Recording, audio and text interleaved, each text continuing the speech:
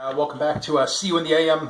We're here on Tuesday morning, and we are ready to roll with our question and answers. I appreciate everyone submitting questions, and I encourage you again, as you've seen already, that we do get back to people with answers to those questions, regardless of whether it's chosen for the show. Today we've chosen one question that we felt was there to benefit more people than just that individual. But again, send us the questions. We're here to help you out in any way we possibly can, and the more the merrier. So we appreciate it, and keep those things coming either by Messenger, LinkedIn, or on Facebook. You can send them directly to us through our pages, or you could even just email them directly to us as well, as we said before, info@creatingclosers.com. Whatever's easier for you, shoot it over to us. Again, you could also comment if you'd like. I see a lot of people are a bit shy to do so. No problems. Again, whatever makes you guys happy. We want to make sure that you have a platform to do so. So let's jump right into things. I posted what the question was on our Facebook page, as well as on LinkedIn, and it came from someone named Dennis. He's in Fort Myers, so hopefully you're watching and getting the answers that you need. But he asked the question based on what we've talked about already last week, saying, how do you know what is the right level of enthusiasm to avoid sounding bland or, as he put it, God forbid, like a radio commercial for a monster truck show? I usually refer to things like an infomercial, but again, I understand the analogy that you're making there. It's an excellent question. Now, again, there's a critical piece to understand, and if you've not yet seen Dennis, or anyone that's seeing this now have not yet seen, yes, last week we did put a blog post up. I wrote an original piece that was titled A Fish Story, and that was the main title of it, and it addresses this exact same thing. So I'll just give you the answers right now, because again, that's the purpose, and want to get those answers to as many people as possible. And of course, get a plug in for the blog as well, the Closers blog. You can find on our page and get answers for a lot of things.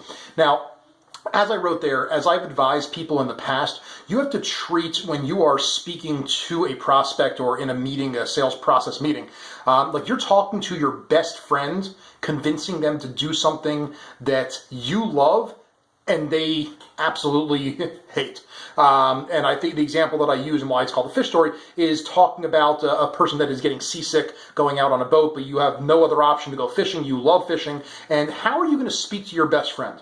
You're going to be passionate about it because you love fishing, and you're going to talk to him in a way that is enthusiastic. Now, it's not going to be over-the-top enthusiasms. You don't talk to your friends, like you put it, like a monster truck show radio commercial, and you're not going to talk about something you're passionate about that's subdued and boring. You're going to put some love, some passion, some enthusiasm into it, and that's exactly the way you want to approach a prospect. Whether you're in the discovery process, you want to be enthusiastic, like we said last week, but again, not over the top. You got to keep that subdued to a point where you are sounding natural, and that's the easiest way to me to sound natural, is to, I don't want to say pretend, but literally engage with someone like they were your best friend, convincing them to do something that you are passionate about, and they are the only option to make that a reality for you.